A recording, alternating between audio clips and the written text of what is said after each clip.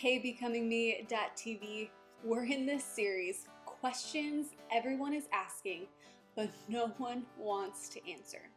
And today we're going to dive into the question, will God forgive me for looking at porn?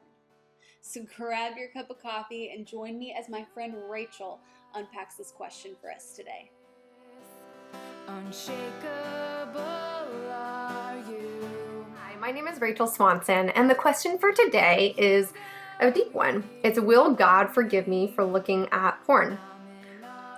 Absolutely. I just have to say, God is a forgiving God, and He will forgive us of our sin. However, the consequences of sin might still linger, and that's the difference. But God absolutely forgives you of sin. And it states this in 1 John 1:9 of how to really go about doing this. And it states, if we confess our sins, He, God, is faithful and just to forgive us our sins and to cleanse us from all unrighteousness. Did you catch that? All unrighteousness. So all sin, God will forgive us of. And if He's already forgiven you for looking at the porn. Now, some of you might be thinking, well, what's considered porn? You know, there's soft porn, there's hard porn. If you're already asking me that question, I'm already worried for your heart, because you need to stop trying to convince yourself that this small little issue of viewing something, giving your sexual energy to an image or in some sort of way to heighten a sexual experience is not an issue. It is an issue, and no matter how you look at it, it is something to be concerned about and to bring to God and ask for forgiveness. There's more damage going on than you probably realize, but the Bible is very clear that sexual sin is forgivable, but it's also no worse than or greater than another sin. And so this is explained in Galatians 5:19, where he categorizes all these different sins. And he says, now the works of the flesh are evident: sexual immorality, impurity, idolatry, sorcery, enmity, strife, jealousy, fits of anger, and it goes on and on and on with all these different sins. I don't know about you, but did you hear jealousy in there? Have you ever been jealous of another person?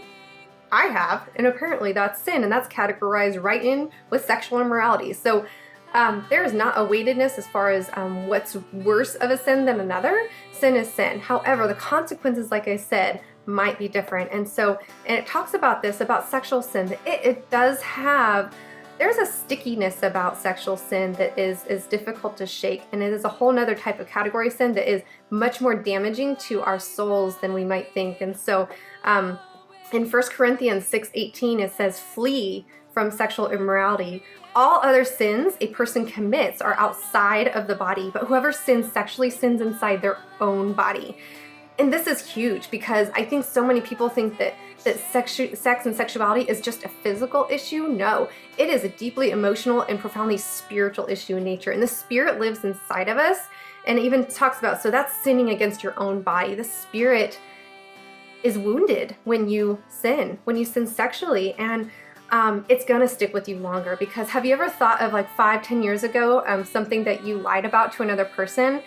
You probably can't really remember that, but I bet you anything 5-10 years ago, if you slept with somebody outside of the bounds of marriage, or you did something sexually immoral in nature that was outside the bounds of marriage, you remember those things. It sticks with you. Those things are more wounding to our souls than you may even realize. And so I wish I could go in more detail with this, but I can't. But here's what I want to leave you with, is that there is more to our sexuality than simply having sex. It is, like I said, a deeply profound spiritual act, and God designed sex, and He says, and it's actually good in the context of marriage. And so it can be beautiful, but can also be extremely damaging if we use it outside of the context of marriage. And so we damage the beauty of it by viewing images of other men and women in a sexual manner, giving that sexual energy to those images, or in another way that is outside of where that sexual energy needs to go, which is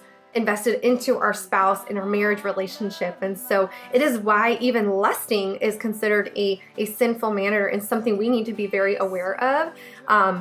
In 2 Corinthians 10:5, it says, we take captive every thought and make it obedient to Christ. So if you're giving your sexual energy to someone else, yes, even in thought and a picture, you're connecting yourself with them psychologically more than you even know. And so you need to save that sexual energy by investing it only in your spouse. And I guarantee you that God will bless that relationship into something that will blow your mind.